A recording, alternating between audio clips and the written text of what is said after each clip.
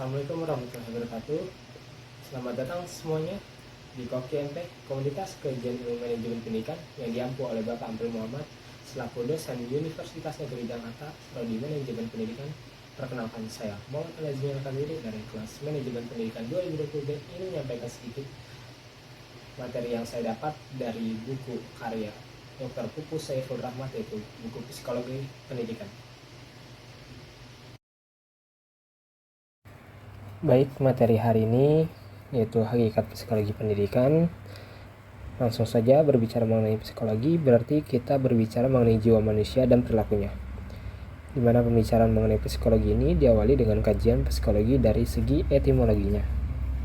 Secara etimologis, psikologi berasal dari kata psyche yang berarti jiwa dan logos yang berarti ilmu. Berdasarkan arti kata tersebut, secara harfiah, psikologi merupakan ilmu jiwa atau ilmu yang mempelajari tentang jiwa. Jika kita mengacu pada salah satu syarat ilmu, yakni adanya objek yang dipelajari, tidaklah tepat jika kita mengartikan psikologi sebagai ilmu jiwa atau ilmu yang mempelajari tentang jiwa. Hal ini karena jiwa merupakan suatu yang bersifat abstrak dan tidak bisa diamati secara langsung. Di mana pada dasarnya psikologi ini menyentuh banyak bidang kehidupan dari organisme, baik manusia maupun hewan. Dalam hal ini, psikologi berhubungan dengan penyelidikan mengenai bagaimana dan mengapa organisme-organisme tersebut melakukan apa yang mereka lakukan. Dalam hal ini, sesuatu yang tampak sederhana pun dapat menjadi objek psikologi, seperti mengapa kita selalu ingat akan masa kecil kita ketika bermain di halaman sekolah dengan teman-teman ketika dulu bersekolah di SD. Mengapa di antara kita masih ingat? Padahal sudah hampir 15 tahun. Atau mengapa kita membencinya, atau mengapa kita melakukan hal tersebut, dan sebagainya. Lalu pengertian psikologi pendidikan. Psikologi pendidikan dapat diartikan sebagai salah satu cabang psikologi yang secara khusus mengkaji perilaku individu dengan tujuan menemukan berbagai fakta, generalisasi, dan teori-teori psikologi yang berkaitan dengan pendidikan yang diperoleh melalui metode ilmiah tertentu dalam rangka pencapaian efektivitas proses pendidikan.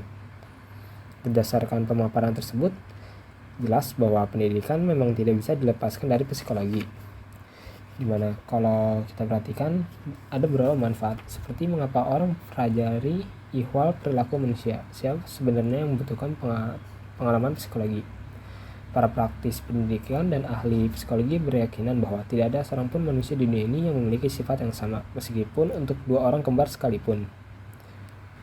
Berikutnya ada pendapat ahli, yaitu pendapat Barlow tahun 1985 mendefinisikan psikologi pendidikan sebagai pendapat yang merupakan pengetahuan yang berdasarkan pada riset psikologis yang menyediakan serangkaian sumber untuk membantu proses belajar mengajar secara efektif.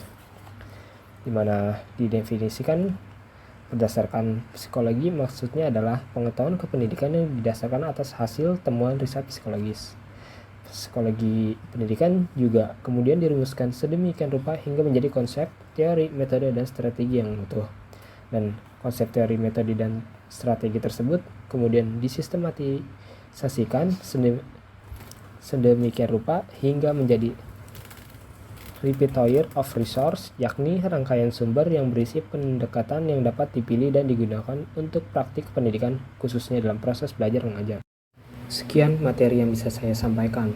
Kurang lebihnya mohon maaf. Billahi taufiq wal hidayah. Wassalamualaikum warahmatullahi